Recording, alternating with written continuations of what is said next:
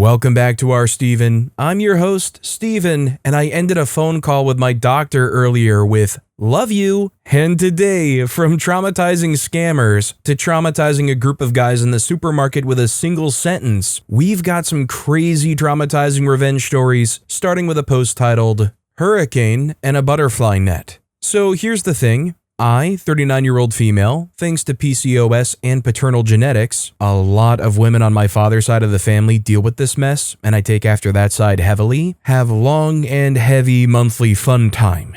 I didn't realize there was a genetic factor until I vented to my paternal grandma when I was in my early 30s, and she told me she, her sisters, and several other family members dealt with the same mess. I've started the perimenopause hot flashes, but still get my rag. Anyway, I blew a good chunk of money on the things I need for that nightmarish week. Giant purple pads, since my cervix won't freak with discs or cups, and I also work in retail, a dollar store. So a girl comes into the store with her boyfriend. She's clearly younger and buys snacks and cleaning supplies. Halfway through ringing, she tells them they need to stop at a Target or a Walgreens or a CVS for pads and tampons. I say nothing and continue ringing, but this poor girl's boyfriend throws a hissy and is all, "Oh my god, why do we need to go there? Just get it here." She's embarrassed, clearly, and I wanted to tell her it's nothing to be embarrassed about, and if anyone needed to be embarrassed, it was him, considering how he made a grossed out face like someone gave him a plate of roadkill. Then Grandmaster D-Bag goes and says, "What the heck, just get that gross crap here." She goes, "It's not enough."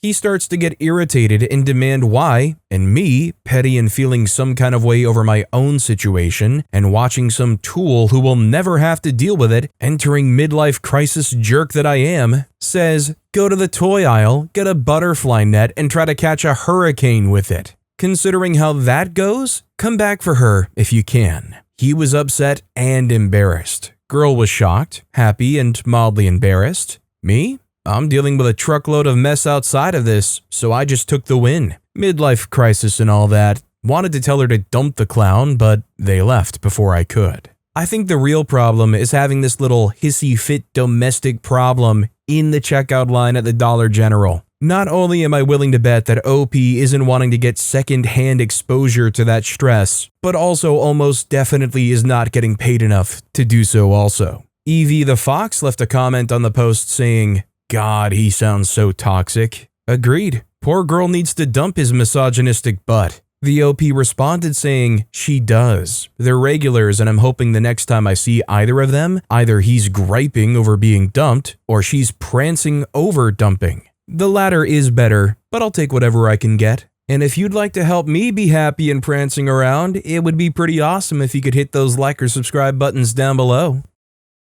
Our next story is, I pass for white? Is that supposed to be a compliment? Attending UC Davis in the early 1990s, I moved into a very upscale, brand new apartment building with 5 students sharing a 4-bedroom apartment. The building was really nice, but in the middle of our year, the previous nice complex manager was replaced by a bossy woman who made our lives miserable. I don't remember her name, but I'll call her Sharon because Karen is too obvious. Sharon imposed new rules about everything.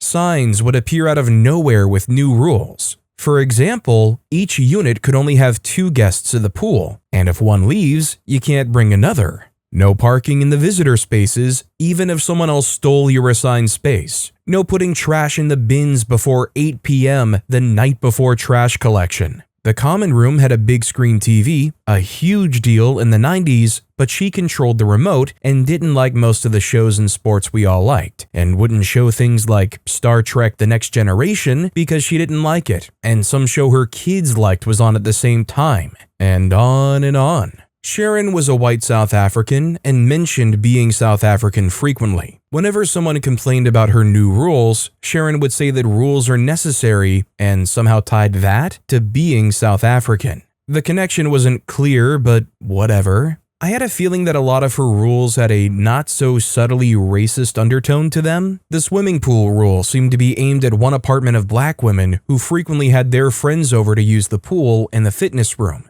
It was after the day that there were a dozen black people in the pool that the 2 guest per unit limit was enacted. It was after a Guatemalan family moved in that the no trash in the bins before 8 p.m. rule occurred. As for me, I'm the whitest white person I've ever met. Like, so pale that I need 100 SPF sunscreen every day, even if it's cloudy. This will become relevant to the trauma I inflicted on Sharon. The one popular thing Sharon did was that on one Sunday morning a month, she had pastries and coffee in the complex common room. One Sunday that this happened was during the Rodney King riots in Los Angeles. As we ate our store-bought pastries, Sharon had live coverage of the riots on the big screen TV. Not the greatest entertainment. I'm pretty sure there was a game on that we could have watched instead, but she hated sports. I had a sneaking feeling that Sharon's interest in the riots was that it showed people of color in a bad light. We were in the common room for the free pastries with a few dozen residents of the building, many of whom were people of color. Sure enough, she eventually gave herself away.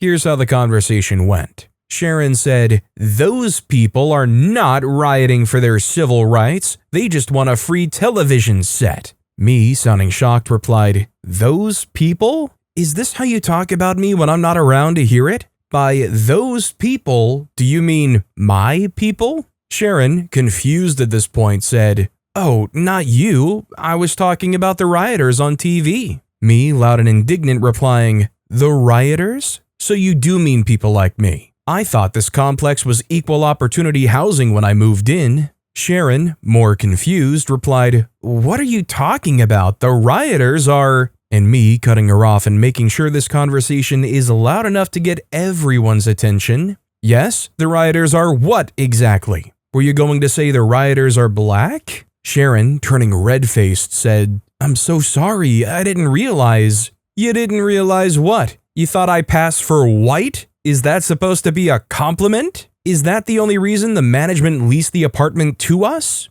Sharon wasn't able to dig out of that one. She set down her coffee, took her pastry, and left the room. After that, the rules started relaxing. Suddenly, it was no big deal who had guests in the pool, who dumped their trash, who played their music, etc. While sadly that was the last free pastry day, she never spoke to me again. On the day we moved out, at inspection time, her husband, who didn't share management duties with her, he was a graduate student, showed up instead of her for the inspection. For the last year, 5 college-aged men had lived in the apartment, and while we weren't slobs, with 5 young men sharing an apartment, there was going to be damage. We had some carpet stains, a few scratches and marks on the walls, nothing huge, but definitely stuff landlords love to gouge tenants for. He barely stepped through the door. He didn't look at the apartment or go over the checklist. He just handed the checklist to one of us to sign. The no damage box was checked next to every item, and she had already signed the form with us getting the full deposit back. My apartment mate countersigned. Rather than asking who would get the deposit check back, he had cash and asked how we wanted to divide it. We split it 5 ways, signed receipts, and gave back our keys. I'm gonna be honest, and I hate that I'm gonna say this, but if I could be in a situation like OP was in, and I could have a landlord who believed certain things about me, but that comes with the trade-off of they would leave me alone and would guaranteed give me my deposit back after I'm gone, I almost think that I would have to take that. I mean, sure, my landlord is prejudiced and hates everything there is about my existence, but that somehow also fuels them to be like the best landlord ever. Just, no free donuts. Walking Up a Hill left a comment saying, "I love this. I went to school at and lived in the same place at the same time. There were some funky old apartment complexes where students lived back then. I wonder if any are still around. The dorm I lived in my freshman year was razed the year after." OP responded, "I moved to the LA area around 2000 or so and didn't come back to the campus until about 10 years ago when my son decided to go to grad school at Davis. The campus and the city were unrecognizable. That apartment complex still exists. Their website still promises luxury living. I wonder if Free Pastry Sunday ever came back." Our next story is, Barista congratulated me on my pregnancy, not pregnant, then asked for confirmation from my coworker and said something disrespectful about me. It's on like Donkey Kong. Okay, so to preface, I'm a 35-year-old woman who has struggled with eating disorders and body image issues my whole life. Last week, I walked into the cafe across from my job. I've been going there frequently for the last 3 years, and at this point, I'm a long-time/loyal customer. I ordered a grilled cheese and a cold brew with an extra espresso shot. As the barista hands me the food, he says, "Congratulations, by the way." Genuinely confused, I say, "Congrats on what?" The man looks at my stomach, then back at my face. Then he starts to turn red, and I realize this man just congratulated me on a pregnancy, and I'm not pregnant. Girl, I had my work jacket zipped up over my fanny pack. So I looked at him harder, and I repeated, "Congrats on what?" This man stutters, On your grilled cheese." I'm like, okay, thanks, and I walk out. This exchange happened in front of multiple customers and employees. Very awkward, but I was ready to let that crap go right then and there. 2 days later, my coworker who I informed about this exchange told me that this barista, unprovoked and after the fact, asked him 3 times if I really was pregnant or not. He told him, "No, dude," all 3 times, and then, you guys, then this clown really said, "Oh, well, I guess she just really likes to eat then." ...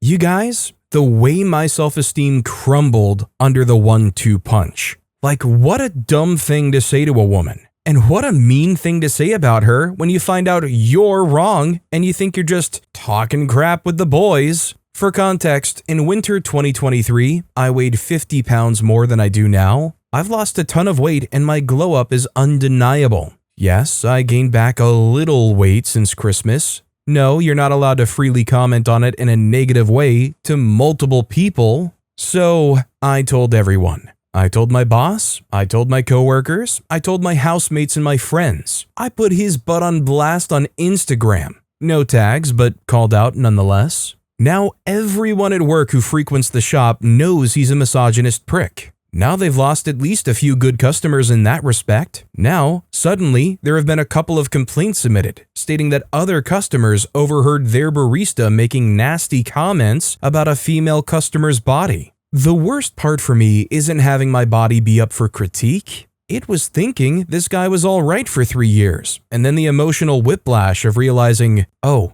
he's not one of the good ones. If you're a man and you feel entitled and audacious enough to comment on a woman's body, be prepared to have your messy butt put on blast. Call it petty revenge, maybe I'm being too sensitive. Or maybe don't start none if you don't want none. I didn't almost pass on at 90 pounds at 18 just to turn around and be insulted by some bridge troll now that I'm weight restored or at an objectively healthy weight. So I just have to say, I wholeheartedly agree with OP. Bottom line is, a lot of people, just being honest, probably are going to go and talk crap with the boys. Thing is, if you're going to do that, at least have the decency to do that around people that acknowledge and understand that that is the kind of relationship and conversation you guys share. I think it's pretty telling about a person who's careless enough to think, oh, this guy is also another guy. Well, I guess that lady loves to chow it down, hey buddy? That should never be the conversational ship that you offer somebody to come on aboard with. Like, how was the coworker supposed to respond to that? Haha, yeah, you're right. Where's my coffee? Ruby Rubelite left a comment saying, I was imparted with a little piece of advice from my elders that I've always stuck to. If you think a woman is pregnant, if that baby's about to burst out, if she's carrying baby supplies, even if she's wearing a shirt saying baby on board, you never say anything about pregnancy. The risk of being wrong is too great. This guy made assumptions, and we know what assumptions make. Mr. Brownerific left a comment saying, I was catching up with a friend of mine I hadn't seen in years who was so obviously pregnant, pretty much ready to pop. There was this lull in this 30-minute conversation, and she finally stifled a laugh and looks me in the eye and says, oh yeah, and I'm also super pregnant, to which I begin to congratulate her. She was waiting for me to ask before she realized I wasn't going to acknowledge it first. Our next story is, my body takes revenge for medical gaslighting. Years ago, I had to go to the hospital for an infected cyst on my tailbone, pilonidal. If you know, you know, pilonidal cysts are extremely painful and often have what is essentially tunnels of infection deep in your butt cheek. As a result, the easily viewed part can look mostly harmless or like a really big pimple. This nurse at the hospital kept going on and on about how tiny it was, that I shouldn't be in the hospital, and how I couldn't be in the amount of pain I was in. She accused me of drug seeking. I had not asked for anything. Fast forward to her lancing it without anything for the pain. It exploded a lot all over her face and hair. She certainly looked traumatized. Sheepishly, she was just like, "Oh, that was under a lot of pressure." Usually, I would be embarrassed and feel so bad, but if she had believed me, she would have known better than to stand in the splash zone. Was quietly given something for pain just minutes later. I couldn't have thought up better revenge if I tried. So obviously I've heard of what cysts are, but I don't know if I've ever really heard about pilonidal cysts. I didn't know I had yet another thing to add to my fear of getting list. Apparently it is linked to sitting a lot and deep buttock clefts. I sure hope I'm not predisposed to deep buttock clefts. Cosmic Shimmer left a comment saying, "Oh God, I've had 2 that needed operations on as they went so deep. I feel your pain. I've given birth and would rather do that again than have another one of those." That nurse deserved every bit of that. She knew it wasn't a tiny spot, or she wouldn't be lancing it in the first place.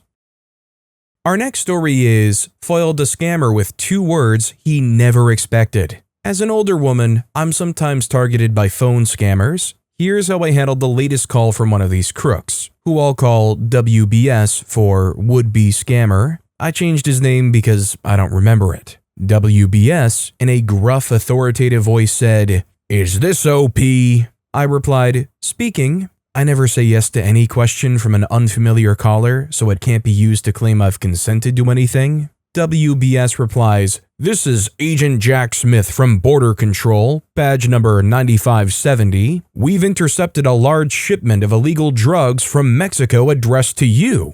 I respond, "Thank you for doing that." WBS, sounding a bit startled, replied, "You could go to jail because of this highly illegal shipment." I responded, "But now I don't have to worry about it because you've intercepted it. Thank you." WBS, after a pause to regroup, said, "Don't you understand? You're in big trouble and facing a $5,000 fine that must be paid immediately. These are very dangerous drugs." I responded, "Wow, you're doing a great job protecting me from dangerous drug criminals by catching the smuggler before that happened. Thank you for your service." The would-be scammer, sputtering a bit, replied, But the fine is $5,000 and you need to pay now or you could go to jail." Me, feigning confusion, replied, "That sounds terrible, and I'm so glad you stopped this shipment and kept me safe. Thanks again for protecting me and our border with your diligent enforcement. I appreciate you and hope you put this dangerous criminal in jail." The would-be scammer adding in, but, and at this point, I said thank you again and hung up. So this might be kind of random, but does anybody know what I'm talking about when you're close to waking up in the morning and you're not really ready to get up? So you kind of keep your eyes closed and you kind of have this random narrative going on in your head, almost like you're creating a dream or creating a story and you're just kind of riffing in your mind. You can kind of tell that you're still kind of conscious, you're on the edge. If anybody out there knows what I'm babbling about, I feel like this story is kind of the thing that would pop into my mind during those times. My almost subconscious brain latches on to the would-be scammer and I start acting out of my mind the narrative of how that conversation would go. And then the next thing I know, I'm hearing this sound and it feels I don't know, I've got to wake up or something. I'm not really sure why. CM Mojo left a comment saying, "You all answer your phone when it's an unknown caller?" OP responded, "I was expecting a call from a doctor. Normally I don't answer calls from unknown numbers." Jan Smitty left a comment saying, "Option B, just send me the drugs, thanks." Grundy left a reply to that saying, "They told me they intercepted 2 Glocks, 1 kilo of white sniffy dust, and $100,000. I told them they can keep the guns and the coke if they send me the cash." They hung up. Our next story is, I was obviously inspired by this group and finally had a good comeback at the right time. I have an aunt who is insufferable. Since there was a fallout between my mom and her some years ago, we don't actually meet very often and we're mostly no contact. But there are still some important family get-togethers where we unfortunately meet. Usually, I try to avoid her if possible, as she's judgmental and compares everyone to her daughter, who married to a millionaire and is obviously extremely well off. This comparing is weird. Everyone feels annoyed and even straight ticked off about it, but mostly don't retaliate, as it's pretty useless to argue with some old hag who has obvious mental health issues too. In the end of December, we met at a cousin's wedding. The event was beautiful, held in a winter garden. I don't know if this is the correct term in English, something similar to a palm house in a botanic garden, perhaps. It's specially built for fancy events. She, of course, complained to everyone who didn't manage to escape fast enough.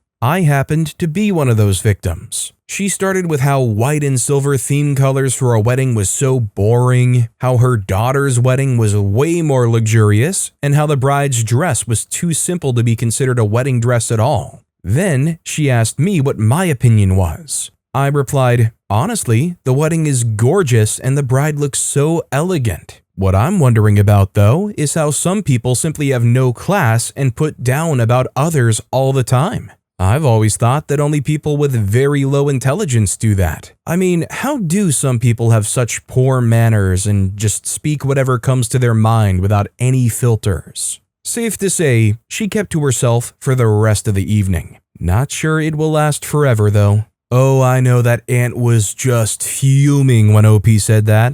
I would hate to know what that aunt said behind closed doors as soon as OP wasn't in earshot anymore, or they felt they were around people safe enough to say their awful, judgy things too. OP must be the scum of the earth. Down there with the rest of the cockroaches I'd step on. Hembroth left a comment saying, "You probably earned yourself an enemy, but I applaud you just the same." The OP responded, "I'm an enemy from a much further time than this. I got the house she thought she would get as an inheritance once my grandparents died. She didn't know that my grandparents had written this house to my mother several years ago, which was only logical considering she was the only one who took care of their parents and helped to maintain this house. The story about what she did then is far more sick than the wedding part, but I'm not comfortable writing it all here." Our next story is Kid Unintentionally Traumatizing His Mother. So this is a story where my brother unintentionally traumatized my mother by being, well, himself. My brother has always been stoic. If something is wrong, he just deals with it and keeps going. This results in some interesting moments. One of these happened when he was about 4 or 5. He and my mother were just walking around when he said, "Mom, my foot hurts." No crying, no kicking up a fuss, nothing. So my mother, quite rightly, thinking it was a rock or something, said, "It's only a few minutes, we'll look at it back home," and walked home. Well, arriving home and opening his little shoe, it was filled with blood. He had just walked home with a nail sticking right through the sole into his foot. My mother still cringes hard whenever we bring up the story. Well, I'm conflicted here because I don't really want to technically blame the kid who was 4 or 5 years old, but that's not a typical response, is it? I mean, you would think that there would be a little bit more of an equitable response if a 4 or 5-year-old got a nail stuck through the sole of their foot. I mean, kudos to him. That 4-year-old is stronger than I would ever be. Scorp128 commented, "So mom traumatized herself by brushing off her kid who said something hurt? She shouldn't be feeling trauma, maybe guilt, but not trauma." OP responded, "Well, after this incident, my mom got PTSD-like reactions every time my brother mentioned something hurting, so I would say close enough." Our next story is, the baby she threatened to strangle was my sister. A couple of years ago, I went on a trip with my family. I have 2 younger sisters, who were 1 and 3 at the time. There's a 15-year age gap between the youngest and me. My parents and sisters were seated in one row on the plane. I was in the window seat opposite them. 2 older women sat between me and my family, completely unaware we were related. The flight home was rough. My baby sister had a hard time and cried a lot. Understandably, it was annoying. It's no one's favorite to be on a plane with a crying baby. It got so bad, the flight attendants started handing out earplugs. Most passengers around us just ignored it or stayed polite, but not the woman next to me. One of them started complaining to her friend about the noise. At first, I stayed quiet. It seemed like it wasn't worth it to say anything. And it's not like the situation wasn't frustrating, but then she took it way too far. She turned to her friend and said, "Can you go over and strangle that baby?" and continued talking about how she wanted to physically hurt her. I decided that talking about physically hurting a 1-year-old was past the line and decided to not ignore them anymore. When we landed, my sister had calmed down and was in a happy mood. We were seated at the back, so it took a while to deplane. I figured it was the perfect opportunity to make a point. I started talking to my family and eventually offered to hold my sister. I scooped her up, propped her on my hip, and began entertaining her while still standing next to the two women. The look on the woman's face when she realized the stranger beside her was actually the baby's family member? Priceless. Her eyes widened and she went completely silent. Meanwhile, her friend, who had complained less, awkwardly tried to backpedal by telling me how cute my sister was and making small talk. We continued waiting for a few more minutes, and by the time it was our row's turn, the women rushed to leave first. I saw them again at baggage claim, but ignored them, continuing to talk to my sister and keep her happy. At one point, when I was within earshot and my sister was looking at the women, I told her, "It's okay, I won't let her hurt you." This let her know that yes, I did hear her say that. She got even redder and went to the other side of the area. That was all I needed to feel like I got her back enough for physically threatening a 1-year-old. Edit, yes, the reason my sister was crying was because she had pressure in her ears. My parents knew that and were trying everything they could to prevent it. They were also actively trying to calm her down when she was crying, not ignoring it. Once again, kind of a situation where you need to know where you are. You don't talk about your desire to strangle another person in public. You keep that between you and your partner in the bedroom. If you did that, problem solved. Ray Ed 29 left a comment saying, "My wife and I are childless with no regrets on that front. Neither one of us ever wanted children. That said, as much as a screaming child grinds on our nerves, not once, not even jokingly, have we ever said anything as crass and crude as that lady. Good job looking out for your sister and shaming that miserable old biddy." Our next story is, group of dudes laughed about me buying a bunch of sweets, dropped a nuclear bomb on them.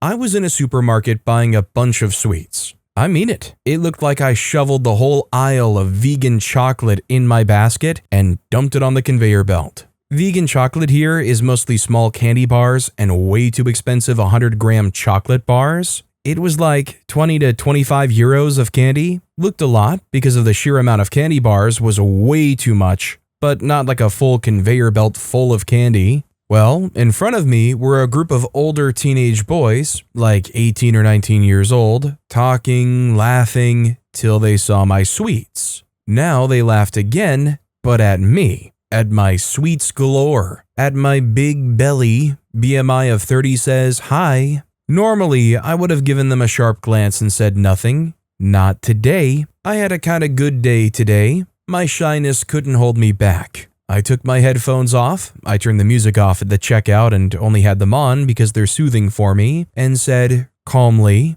"Have fun laughing, but when you find out that you have cancer that will probably end you, you are the first ones buying a mountain of sweets." Silence. All color left their faces. They quietly paid and left.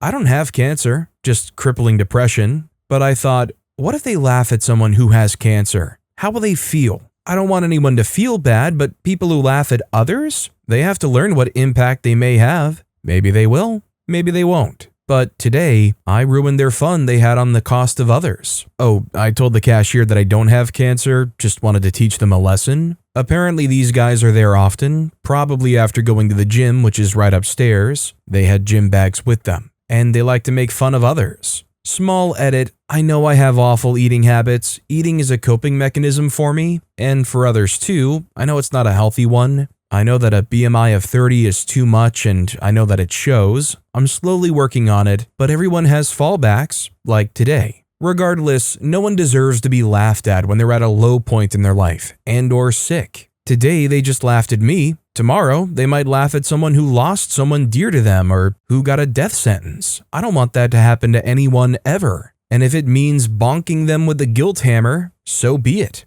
I don't wish that anyone gets a cancer diagnosis. I wish I could take the cancer and sickness of others onto me so people can enjoy their lives. But I can't take that sickness from others, so maybe with what I did, one other person doesn't get laughed at, which is a win for me. Still, I know it was a nuclear option and rather insensitive, and I own up to that and apologize for it. As someone reported me to Reddit resources, I am fine. I will try to think optimistic and assume that it was out of concern and not to harass me. OP kind of had like a lot more going on after that I kind of trimmed off and truncated. Basically, from the gist of what I gather, it worked, and what OP did was nuclear and traumatizing, but a lot of people are clearly upset about OP using like a fake cancer diagnosis as their way of getting this revenge. Like, I get it, you wanted to make these people feel bad and shut up and go away. Probably not the right choice of weaponry. 64 Green left a comment saying,